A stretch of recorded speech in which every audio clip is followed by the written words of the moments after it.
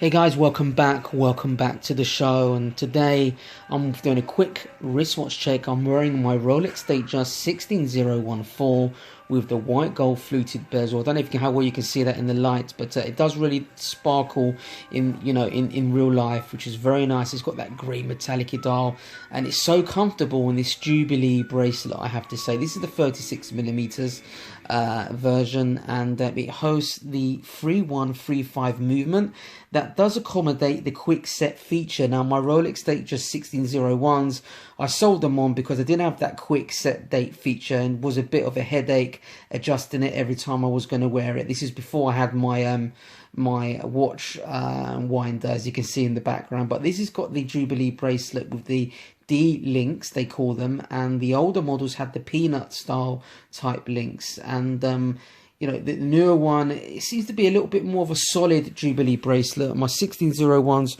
weren't as good quality, to be honest with you, for whatever reason. It's quite cheaply done, hollowed end links. This is as well hollowed end links, but it just seems a little bit better, and there's got less sort of stretch on it as well on my 1601. But it is a newer watch, to be fair. This is an early 80s model, and it's my my birth year, so you're looking at 34, 35 years of age, this watch, and it's got a special place in my heart. Now then, let's have a little closer look at the watch, and so we can have a look. Like I said, it's a 36mm watch. It's the bezel, it's really good condition. It's spotless condition. I mean, I think this watch has been slightly polished as well. It's not been overly polished. I've seen some that are so shiny, but when the light hits it, it does really look nice. This fluted bezel in white gold, and the case is good condition. If you get these and they're a little bit scratched, you can get them polished up a little bit, guys. Add a bit of lacquer on there, and the watchmaker will polish it up. This is a vintage watch, guys, and this watch is just under 35 years old, and still going strong. That 3135 movement is reliable and pretty accurate, I have to say. And I think it's a 27 jewel movement. I think it's got about 43 hour power reserve. It just really is a workhorse of a move. It's a legendary movement, not the best decorative movement, but look at the back case. This is your iconic classic vintage Datejust. This model's been around for 50 years. It has changed over the years. The Rolex Datejust, they've seemed to get bigger and bigger, but recently, it's been a couple of years now. I think the new version of 36mm has been out, and I think that's really pushed up the prices of these vintage pieces, because when I bought this watch, about 2-3 years ago, you could pick them up for about £2,000, 2,600. Suddenly they're shot up to like £3,000. Depending on the condition, they go up even higher.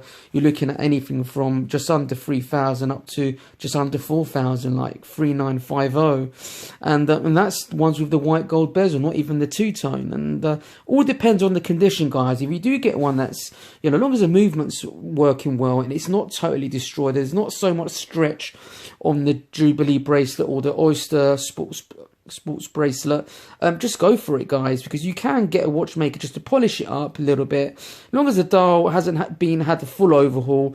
This has got this original dial. It's really good condition. I think whoever had it before kept it in a safe, guys, and there's no sort of the sun hasn't hit the dial, and there's no real wear and tear on the dial. But overall, I'm really happy with this watch, and it gets about 3 to 4 days wrist time for me. It just brings me luck, guys, and it is my birth year, and it's such an iconic watch. The first with the date, it was the first waterproof watch. This watch has been pressure tested, so it's got 100 meters water resistant. It's a screw down crown, and to be honest with you guys, if you're into your vintage watches, the Rolex Datejust are still great, bang per buck buys, because what you're getting here is probably one of Rolex's most iconic watches, and you cannot mistake this watch for anything else. As soon as you see it, it's an iconic Rolex Datejust. So for me, when I think of Rolex, and like EDC said, I actually think of the Rolex Datejust first, or the day dates, because this is what I've been brought Sorry guys, I just had a message come through there.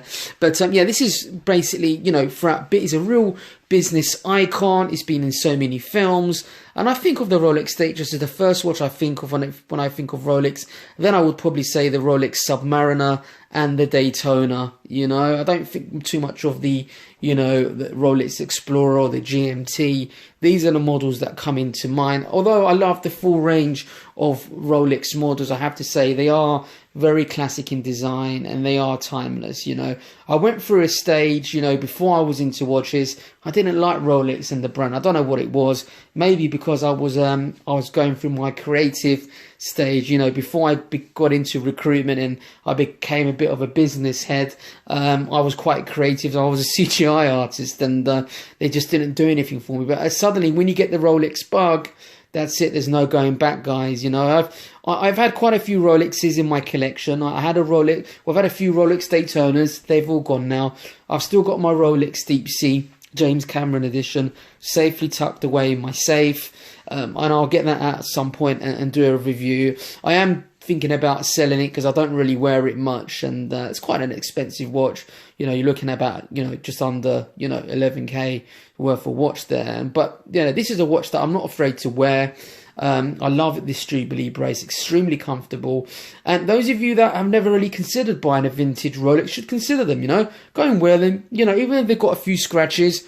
Don't forget how old the watch is, but they do brush up very well. If you get them slightly polished up by a watchmaker, you know, you've got yourself a very classic looking watch, an iconic watch from Rolex that oozes class. You know, by all means, it's not perfect, yeah? This is an acrylic glass, just to give you guys heads up. The biggest downfall of these watches, they are acrylic glass. You can, you know, upgrade it and get a sapphire crystal, but it won't be original then, so keep it original. But if you get a newer model though, if you get sort of like, you know, late 80s, you know, early 90s versions, they will definitely have the sapphire crystal, guys. But great watch, and make a great buy. Anyway guys, I hope you enjoyed today's video. Talk to you soon. See you later.